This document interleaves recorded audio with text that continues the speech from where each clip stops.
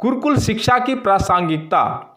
राष्ट्रीय चरित्र से च्युत देश की भौतिक उन्नति रेत के सुंदर भवन से अधिक कुछ नहीं होती।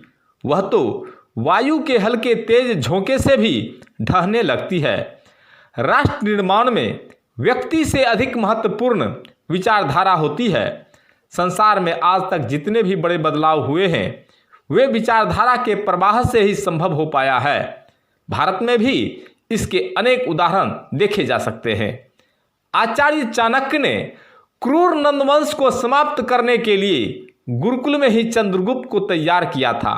स्वामी दयानंद सरस्वती द्वारा आर्य समाज की स्थापना की गई, जहां से स्वामी श्रद्धानंद, लेखराम, महात्मा हंसराज, लाला लाजपत राय, राम प्रसाद बिस्मिल जैसे न जाने कितने कर्मयोगी निकले जो देश की स्वतंत्रता के लिए बड़ी बड़ी क्रांतियों के सूत्रधार बने।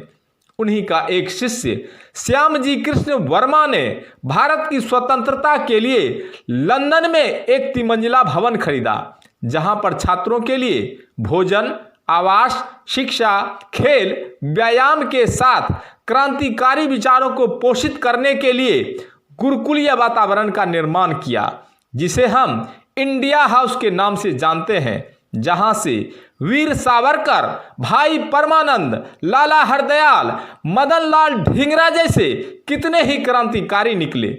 ऐसे ही विचारों को प्रवाह मिला समर्थ गुरु रामदास द्वारा शिवाजी महाराज को, गुरु गोविंद सिंह द्वारा खालसा पंथ की स्थापना से, स्वामी विवेकानंद द्वारा विश्व मंच पर हिंदुत्व का शंखनाद तथा रामकृष्ण मिशन की स्थापना से, पंडित मदन मोहन मालवीय द्वारा स्थापित काशी हिंदू विश्वविद्यालय से और डॉक्टर केशव बलिराम हेडगेवार द्वारा स्थापित राष्ट्रीय स्वयंसेवक संघ से, जहां से न जाने कितने राष्ट्र ऋषि निकले जिन्होंने मातृभूमि पर अपना संपूर्ण जीवन मौन तपस्वी बनकर आहूत कर दिया और आज भी मां भारती की सेवा में अनवरत तल्लीन है, जिसके कारण हजारों झंझावातों को झेलकर हमारा देश अभी भी विश्व पटल पर अचल अडोल खड़ा है।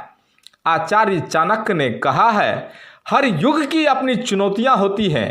उन चुनौतियों से मुंह फेरने वाला समाज और राष्ट्र इतिहास के पन्नों में अंकित होकर रह जाता है, क्योंकि चुनौतियों को यदि समय रहते समाप्त नहीं किया गया तो वह व्यक्ति तथा समाज दोनों को समाप्त कर देती हैं। आज फिर से हमारे परिवार, समाज तथा राष्ट्र के समक्ष अनेक चुनौतियां दृष्टिगोचर हो रही हैं। पारिवारिक चुनौतियां, टूटता परिवार, बिखरते रिश्ते, आपसी टकराव, पारिवारिक उलझन, अस्त व्यस्त जीवन, तनाव, अच्छी शिक्षा का अभाव, संस्कारों का पतन, स्वार्थी जीवन, स्वास्थ्य समस्याएं, अविश्वास इत्यादि। सामाजिक चुनौतियां, भोगवादी संस्कृति, धन की हवस, कालाबाजारी, नशा, अश्लीलता, चारित्रिक पतन, यौन शोषण, दहेज प्रथा, बाल मजदूरी, जातिवाद, धार्मिक उन्माद, धर्मांतरण, लव जिहाद इत्यादि। राष्ट्रीय चुनौतियां, भ्रष्टाचार, बेरोजगारी, बढ़ती जनसंख्या असंतुलन, पर्यावरण प्रदूषण, आतंकवाद, घुसपैठ, क्षेत्रवाद, भाषावाद, अलगाववाद, देशद्रोही गतिविधियां, राष्ट्रीय सुरक्षा का संकट, राष्ट्रीयता का अभाव, मानसिक गुलामी, राजनीतिक एवं सांस्कृतिक अवमूल्यन इत्यादि। इन व्याधियों का उपचार या निदान सहज नहीं है। इनमें से एक भी समस्या ऐसी नहीं है जिसके रहते हमारा जीवन निष्कंटक बना रहे। दुनिया का पथ प्रदर्शक भारत आज अपनी ही समस्याओं के भंवर जाल में तड़प रहा है।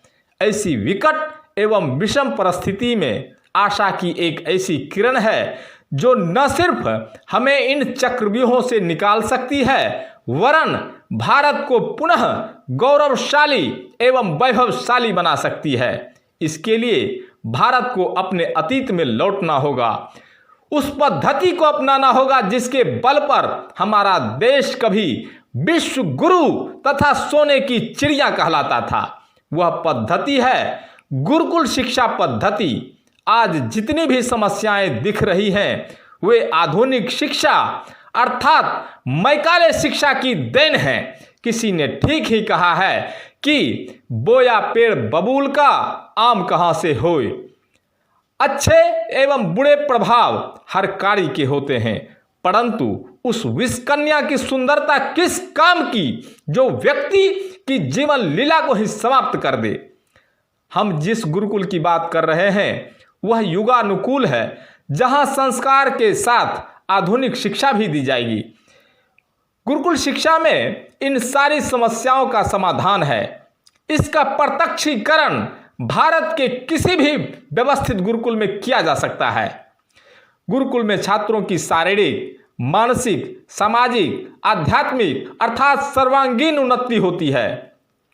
छात्रों के निर्माण कार्य में कार्यरत आचार्य भी सात्विक, चरित्रवान, त्यागी, अहंकार मुक्त, कर्तव्यनिष्ठ, समयनिष्ठ तथा सेवाभावी होते हैं। इसके लिए समाज को भी अपने उत्तरदायित्व का निर्वहन करना पड़ता है, क्योंकि ऐसा गुरुकुल समाज पोषित होता है अर्थात निःशुल्क संचालित होता है। पूर्व में भी समाज अपनी कमाई का 10वां भाग गुरुकुल को दान करता था। समाज एवं राष्ट्र निर्माण के इस कार्य में हमें पूरी शक्ति एवं सामर्थ्य लगानी होगी, क्योंकि प्रश्न अब केवल देश, धर्म एवं संस्कृति का नहीं अपितु अपने बच्चों के भविष्य बचाने का भी है। इसलिए खुले मन से उदारता पूर्वक अपना समय, ज्ञान, शक्ति एवं धन को इस ईश्वरीय कार्य में लगाकर सार्थक करें।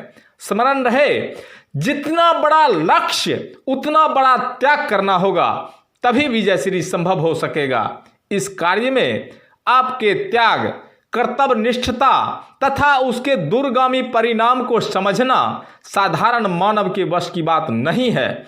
स्वयं देव ही आपका तथा आपके इस महान कार्यों का यशोगान करने में समर्थ हैं। ज्ञान, शक्ति एवं धन, इन तीनों की एक ही गति है, भोग, दान एवं विनाश। अतः इसका सदुपयोग कीजिए। इससे उत्तम एवं पुण्य का कार्य कुछ नहीं हो सकता है। लोक एवं परलोक दोनों जगह आपकी तथा आपके परिजनों की जय जयकार होगी। आपके इस महान त्याग से भारत सहित पूरे विश्व का, यहाँ तक कि संपूर्ण प्राणी जगत के कल्याण का मार्ग प्रशस्त होगा। हे भारत, अपने अस्तित्व एवं संपूर्ण मानव समाज को बचाने के लिए तथा अपने खोए हुए सुख, समृद्धि, कीर्ति एवं वैभव को फिर से प्राप्त करने के लिए पुनः गुरुकुल शिक्षा की ओर लौट चलो, लौट चलो, लौट चलो।